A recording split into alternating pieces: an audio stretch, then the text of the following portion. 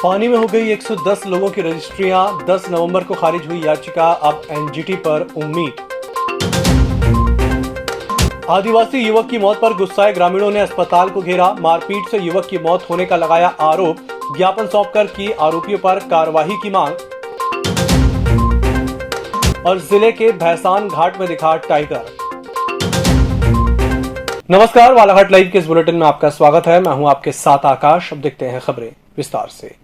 कहा जाता है बालाघाट में 4 तालाब हुआ करते थे, जिसमें से मोती तालाब, दर्री तालाब और देवी तालाब और बूढ़ी तालाब थे। लेकिन आज ये स्थिति है कि बालाघाट शहर में केवल 2 ही तालाब बचे हुए हैं, जिसमें से देवी तालाब पर भी कॉलोनाइजर की नजर पड़ने के बाद कॉलोनी बनाने का सपना देखने लगे थे। और देवी तालाब में पानी पर 110 लोगों को प्लॉट बेचकर रजिस्ट्री भी कर दी गई। लेकिन बड़े ही सोच का विषय है कि यहाँ पर पानी पर 110 लोगों को कैसे प्लॉट बेच दिए गए और इस प्लॉट की रजिस्ट्री रजिस्ट्रार के द्वारा कैसे कर दी गई। इस मामले में यह भी कहा जाता है कि देवी तालाब के आसपास अतिक्रमण का जखीरा है, जिसे हटाने के लिए प्रशासन भी नतमस्तक हो चुका है। सामुदायिक स्वास्थ्य केंद्र लालबर्रा में आज उस समय गहमागहमी का माहौल निर्मित हो गया जब ग्राम पंचायत रानी कुठार निवासी 19 वर्षीय आदिवासी युवक संदीप मड़ावी की मारपीट किए जाने से मौत को लेकर गुस्साए लगभग 2 सैकड़े से अधिक ग्रामीणों की भीड़ जमा हो गई।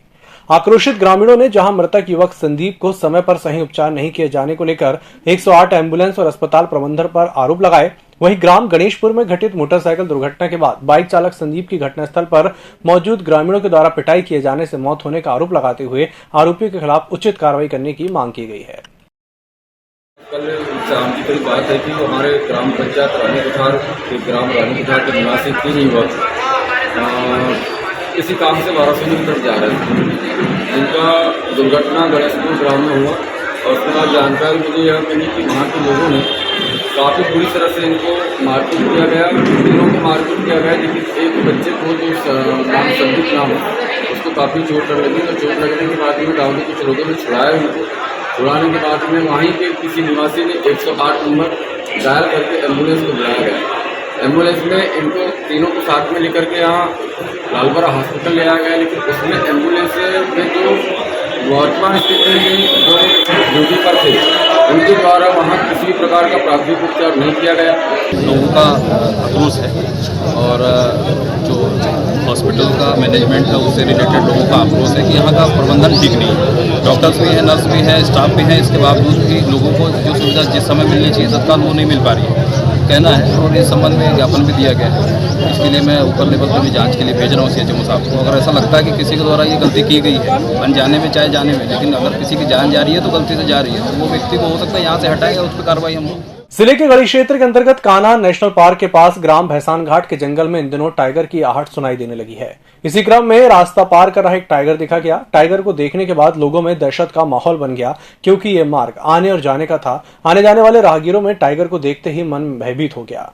स्वास्थ्य विभाग के क्षेत्रीय संचालक संजय मिश्रा ने गुरुवार को जिला अस्पताल का निरीक्षण किया। उन्होंने अस्पताल में व्यापक स्वास्थ्य सुविधाएं और अस्पताल की व्यवस्थाओं का जायजा लिया। उन्होंने अस्पताल में स्थित सेंट्रल लैब, एनआरसी, बच्चों की गहन चिकित्सा कक्ष का भी निरीक्षण कर फायर सेफ्टी की सुविधा के बारे में जानकारी ली। इस दौरान उन्होंने अस्पताल में व्याप्त कमियों की पूर्ति भी शीघ्र करने का आश्वासन दिया। निरीक्षण के दौरान CMHO doctor Manoj Pandey, CMO doctor Ashok Lilhare, RMO doctor Arun Lanjewar, जिला टीकाकरण अधिकारी डॉक्टर परेश उपवल, डॉक्टर निलय जैन सहित अन्य मौजूद रहे। ये एक रूटीन कहना चाहिए निरीक्षण रहता है, जो हमारी टीमें बाहर से भी आती हैं और बाहर की टीमें हम लोगों को निर्देश देती हैं कि जिला चिकित्सालयों का निरीक्षण करना है। और हमें साल में कम से कम 2 से 3 बार ये निरीक्षण करना होता है कि अस्पताल में व्यवस्थाएं कैसी हैं, मरीजों को किस तरह का इलाज मिल रहा है, क्या सुविधाएं प्रदान की जा रही हैं जैसे शासन के निर्देश हैं, और यदि उसमें कुछ असुविधा है या कुछ कमी है तो उसको किस तरह से अपन पूरा कर सकते हैं। देश की आजादी में शहीदों के प्रति सम्मान व्यक्त करने मनाए जा रहे आजादी के अमृत महोत्सव के तहत मां फाउंडेशन और युवा नेत्री सुनीता राकेश सेईवार के नेतृत्व में 7 नवंबर को बालाघाट से कच्छ गुजरात तक 4100 किलोमीटर विशाल तिरंगा यात्रा निकाली गई है। तिरंगा यात्रा 18 नवंबर की सुबह करीब 10:30 बजे बालाघाट पहुंची। तिरंगा यात्रा में शामिल यात्रियों और तिरंगा का नगरवासियों द्वारा बैंड की धुनों के साथ अम्बेडकर चौक में पुष्पहार से भव्य स्वागत किया गया। इस दौरान बाबा साहेब अम्बेडकर की प्रतिमा पर माल्यार्पण भी किया गया। इस दौरान नगर के प्रबुद्ध जन शामिल हुए। 4100 किलोमीटर की हमारी यात्रा बालाघाट से 7 तारीख को संपन्न हुई थी। जो लगातार चलती हुई आज बालाघाट आई है। जितना सोचा था उससे ज़्यादा तिरंगे का वहाँ सम्मान हुआ।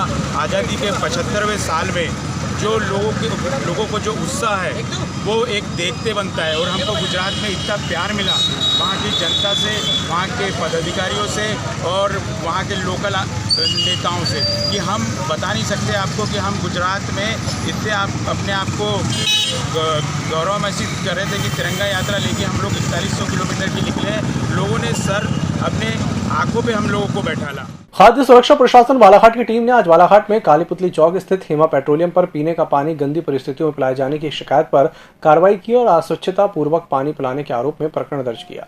खाद्य सुरक्षा अधिकारी योगेश डोंगरे और वाजिब मोहिब ने बताया कि आज कालीपुतली चौक स्थित हेमा पेट्रोलियम की जांच की गई तो पाया गया कि वहां पर अस्वच्छ परिस्थितियों में पीने का पानी रखा गया है। इससे आम जन के स्वास्थ्य के साथ कभी भी अनहोनी हो सकती है। इस पर हेमा पेट्रोलियम के संचालक के विरुद्ध खाद्य सुरक्षा अधिनियम के अंतर्गत प्रकरण दर्ज किया गया है। कराटे स्पोर्ट्स प्रशिक्षण एवं एजुकेशन संघ और खेल एवं युवा कल्याण विभाग बालाघाट के तत्वाधान में स्थानीय मुलना स्टेडियम कराटे प्रशिक्षण हॉल में आयोजित 3 दिवसीय राष्ट्रीय अंतर्राष्ट्रीय स्तर के कराटे ब्लैक बेल्ट सम्मान समारोह और रेफरी प्रशिक्षण का समापन गुरुवार को हुआ। इस अवसर पर प्रमुख रूप से सूतो रियो कराटे स्कूल ऑफ इंडिया के चीफ इंस्ट्रक्टर अशोक दरदा, पूर्व नगरपालिका अध्यक्ष अनिल दुहारे उपस्थित रहे।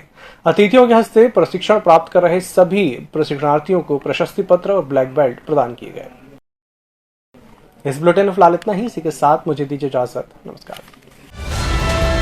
ईएमएस टीवी के यूट्यूब चैनल को सब्सक्राइब करें और बेल आइकन दबाएं। साथ ही ईएमएस न्यूज ऐप डाउनलोड करें।